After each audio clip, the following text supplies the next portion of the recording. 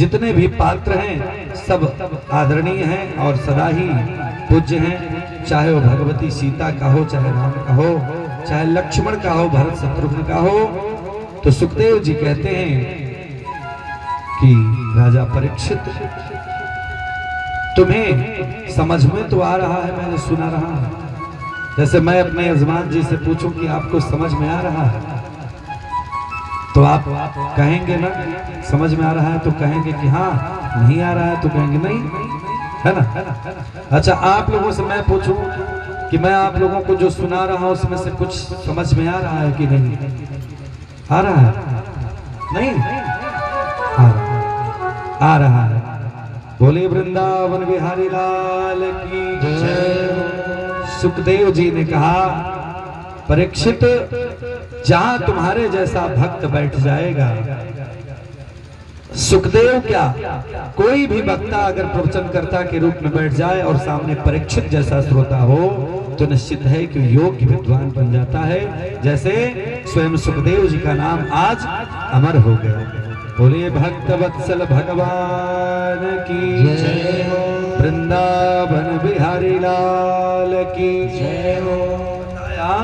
बताते हैं, और राजा परीक्षित ने प्रश्न किया कि महाराज ये बताइए कि आपने बताया कि भगवान ने प्रेतों को तार दिया, भूत प्रेत पिशाच को तार दिया, मनुष्यों को भी तारा, देवताओं को तो तारते ही तारते हैं, लेकिन प्रभु हे सुखदेव जी आचार्य जी, आप ये बताइए कि क्या भगवान भी पक्षपात करते हैं क्या? बहुत सुंदर प्रश्न किया है परीक्षित जी ने। क्या भगवान भी पक्षपात करते हैं? भगवान के यहाँ तो कहा जाता है कि निर्मल मन जन सो मोहि पावा, मोहि कपट छल छल भावा। तो वहां पे भगवान देवताओं से ज्यादा प्रेम करते हैं और राक्षसों से प्रेम कम क्यों करते हैं? सुखदेव जी ने कहा, परीक्षित, बहुत सुंदर प्रश्न है तुम्हारा, ऐसा क्यों तुम मानते हो? अब मैं तुमको वही कथा सुनाऊंगा जिसमें राक्षस कुल में जन्म होने के बाद भी भक्त पैदा हुआ। सिर्फ देवताओं का ही कल्याण भगवान नहीं करते, राक्षस भी अगर कोई हो तो भी भगवान कल्याण करते हैं महाराज। क्योंकि भगवान का नाम है कृष्णा, और यहाँ यजमान जी हमारे जो है उनका नाम है कृष्णात्रेय गोत्र उत्पन्नाय, कृष्णात्रेय गोत्र से उत्पन्न है। और महाराज व्याकरण की दृष्टि में अगर समझा जाए तो कृष्ण और कृष्णात्रेय में बहुत अंतर नहीं है। तो आप लोग भी बड़े भाग्यशाली हैं कि महाराज स्वयं ऐसा गोत्र प्राप्त हुआ है, और हमारे इस जिले की शान है। आप लोग धन्य है, यह पूजडीह गांव जहां पे सुंदर भक्त और सुंदर लोग निवास करते हैं। प्रणम्य है यहाँ की भूमि, धन्य है यहाँ के लोग जो इस गोत्र में उत्पन्न होकर के पूरे जगह, हमें लगता है कि ऐसा कोई जगह नहीं होगा जहाँ पे यहाँ के लोगों के नात रिश्तेदारी कहीं न कहीं न हो। क्यों? क्योंकि जहाँ सम्मानित लोग होते हैं उसी जगह का विशेष महत्व हमारे शास्त्रों में वर्णित है। वही राजा परीक्षित पूछते हैं प्रश्न कि प्रभु व्यास जी महाराज, आप बताइए कि देवताओं को तो बहुत तारने का समय मिला भगवान को, क्या राक्षसों में भी किसी को तारा है, किसी का कल्याण किया है? क्योंकि भगवान को तो ये समदर्शी कहा जाता है। समदर्शी का महत्व ये होता है कि समान दृष्टि वाला। अगर किसी पिता को 4 पुत्र हैं तो एक बराबर स्नेह होना चाहिए, लेकिन उसमें भी कोई बेटा अगर ज्यादा प्रेम करता है तो माता पिता का वह जो है खास बन जाता है। ऐसा होता है कि नहीं? तो वहां भगवान को सुखदेव जी ने परीक्षित को समझाया कि देखो, देवता भी भगवान के ही है और राक्षस भी भगवान के ही है, लेकिन देवता कुछ ज्यादा प्रेम करते हैं भगवान से, इसलिए भगवान देवताओं को ज्यादा मानते हैं। लेकिन ऐसा नहीं है कि उनके साथ अन्याय करते हैं राक्षसों के साथ। तब बताया कि अब मैं तुमको वो कथा सुनाने जा रहा हूँ जो पूरी भागवत में कई भगवान के भक्त हुए, लेकिन इसमें भी सर्वश्रेष्ठ भक्त 2 हैं। एक का नाम है प्रहलाद और दूसरे का नाम है बलि। ये श्रेष्ठ भक्तों में सर्वश्रेष्ठ भक्त हैं भगवान के। विचार करो कि इनका जन्म किसके कुल में हुआ।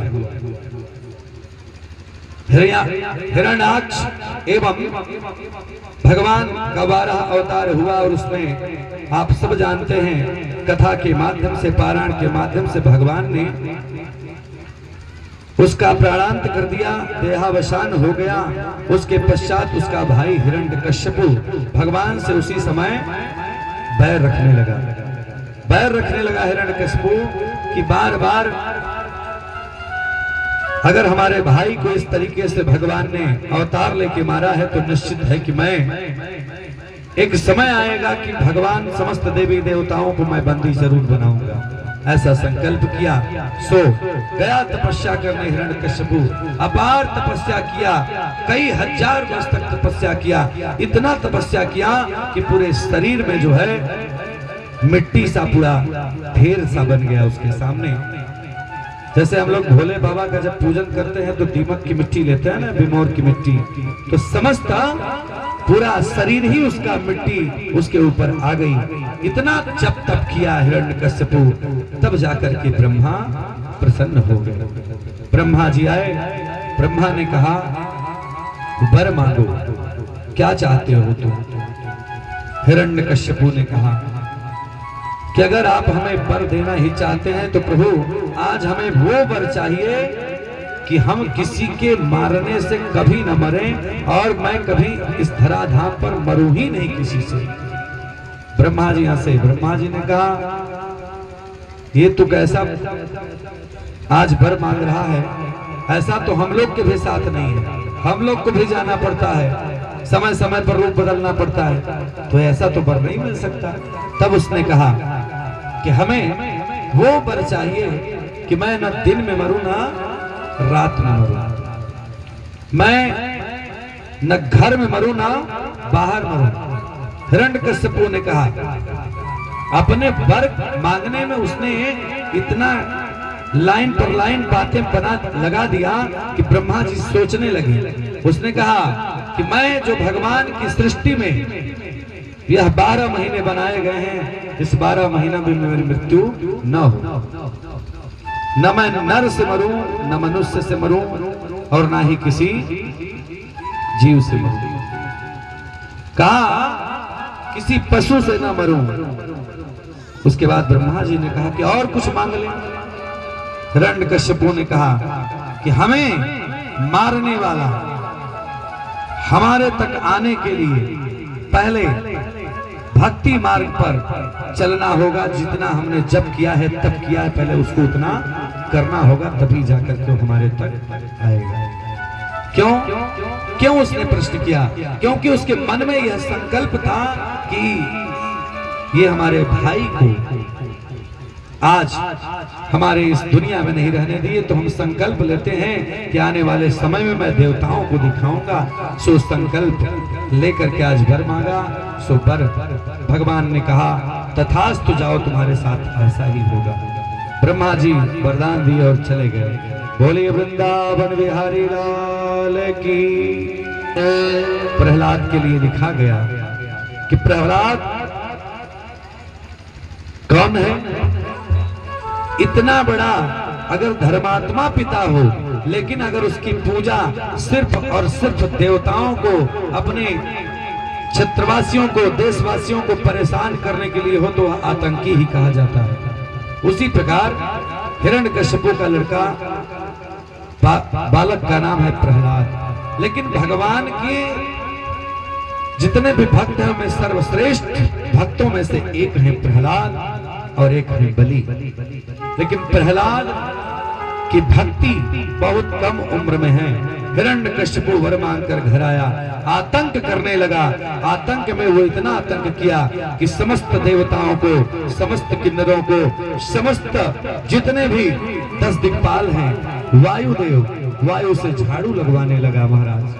और इतना उसका आतंक बढ़ गया, इंद्रादि देवताओं को बंदी बना लिया और कहा कि सारे लोग एकत्र होकर के, सारे देवता एक साथ बैठकर यहाँ हमारे निवास पर चौकीदारी करे। इतना आतंक बढ़ा दिया कि त्राहि त्राहि मच गया। आपको पता है कि जब कोई त्राहि त्राहि मचाता है तो निश्चित है कुछ न कुछ अच्छा होता है। धीरे धीरे समय व्यतीत हुआ और प्रहलाद थोड़े बड़े हो गए, और थोड़े बड़े जब हुए तो हमारे हिरण्यकश्यपु के लिए लिखा गया। हिरण्यकश्यपु ज्ञानवान तो है लेकिन उसका ज्ञान सही जगह पर नहीं चल रहा है। एक विश्वविद्यालय का निर्माण किया, उस विश्वविद्यालय का निर्माण हिरण्यकश्यपु विश्वविद्यालय नाम रखा है उसका, और उसमें उसके प्राचार्य हैं जो राक्षसों के कुल के पुरोहित हैं, माननीय शुक्राचार्य जी का सुपुत्र। उसमें संडामर्क जी आचार्य के रूप में विराजमान है, और जब आचार्य विद्वान होता है तो नाम होता है। वैसे ही संडामर्क जी उस विद्यालय के आचार्य हैं, और विद्यालय में पढ़ाई के लिए प्रहलाद को भेजा गया, क्योंकि हिरण्यकश्यपु का ही विश्वविद्यालय है तो भाई उसके बेटे को तो बढ़िया से पढ़ाया जाएगा। अब सारे विद्यार्थियों के साथ हिरण्यकश्यपु का पुत्र प्रहलाद पढ़ाई के लिए गया गुरुकुल, और संडामर्क जी आचार्य जी बार बार समझाते कि बेटा पढ़ाई करो मन लगाकर, लेकिन उसका पढ़ाई में मन नहीं लगता। एक दिन उपदेश देने लगा गुरु जी को ही। कहा गुरु जी आपको क्या लगता है कि आप जो पढ़ा रहे हैं ये सही है? अच्छा, विश्वविद्यालय किसका था? राक्षसों का। अब सरकार जो नीति चलाएगी उसको तो पालन करना ही पड़ेगा।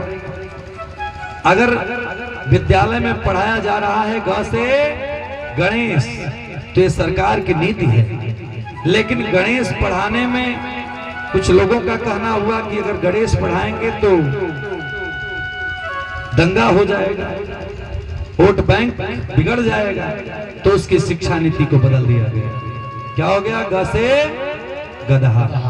अर्थात मेरे कहने का इतना तात्पर्य कि इसमें शिक्षकों की कोई कमी नहीं है। शिक्षा नीति जो बनाई गई वही से बदलाव किया जाता है, और वहां भी यही बदलाव किया गया। वहां तो सिर्फ ये बताया जाता था किस प्रकार देवताओं को परेशान किया जाए, किस प्रकार यज्ञ का विध्वंस किया जाए, किस प्रकार अच्छे व्यक्ति को परेशान किया जाए। प्रहलाद जी परम भागवत भक्त हैं भगवान के। प्रहलाद जी एक दिन गुरु जी से कहे, गुरु जी क्या आपको लगता है कि ये आप पढ़ाई जो करा रहे हैं इससे कल्याण होगा किसी का? सिर्फ काट मार लड़ाई झगड़ा यही हो सकता है, लेकिन जानते हो सबसे कल्याणप्रद क्या है? अपने गुरु को ही प्रहलाद जी छोटी सी उम्र में बताने लगे। बताए, कहा कि हमारे शास्त्रों में हम हर एक मनुष्य जीवन में चल रहे हैं, जन्म और मरण के चक्कर में लगे हुए, लेकिन अंधकार में हम लोग पड़े, अंधकार में पड़े हैं। हमें लगता है कि हम बड़े अच्छे परिवार के हैं, हमें लगता है कि हमारे संतानें हमारा बड़ा करेंगी, लेकिन बता दें किसी को लगता हो कि 100 साल के लिए आया है तो भूल जाए। एक शास्त्रोक्त विधि के अनुसार 100 साल की उम्र होती है हम मनुष्यों की। ध्यान से सुनिएगा, 100 साल की उम्र होती है। वही प्रहलाद जी कहते हैं कि 50 वर्ष तो व्यक्ति सोने में निकाल देता है, बचा 50 वर्ष, और 20 वर्ष आप और निकाल दीजिए, क्योंकि 80 के बाद कोई भी पूजा पाठ धर्म कार्य नहीं हो सकता। क्यों हो सकता है 80 के बाद? आज तो 50 के बाद हालत खराब हो जाएगी। तो 20 साल वो भी निकाल दीजिए, बचा 30 साल। पहले का नियम था प्रथमं नार्जितं विद्या, पहला विद्या अध्ययन का समय था 1 से 25 साल का, और द्वितीयं गुप्तं धनम, 25 से 50 साल तक धन कमाने का, और 50 से 75 साल धर्म कार्य करने का, और 75 के बाद तुम्हारा शास्त्र भी छोड़ देता है कि आप बैठकर सिर्फ राम नाम करिए और बाल बच्चों को खिलाइए गोदी में लेकर। देखिए हमारे विवेक जी आज बड़ा दिव्य एकदम अपने स्वरूप में उपस्थित हुए हैं, बहुत सुंदर व्याकरणाचार्य हैं, बहुत बहुत अभिनंदन है विवेक जी का।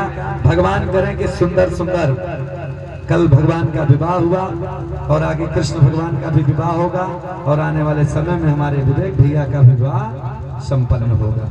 बोलिए भक्तवत्सल भगवान की।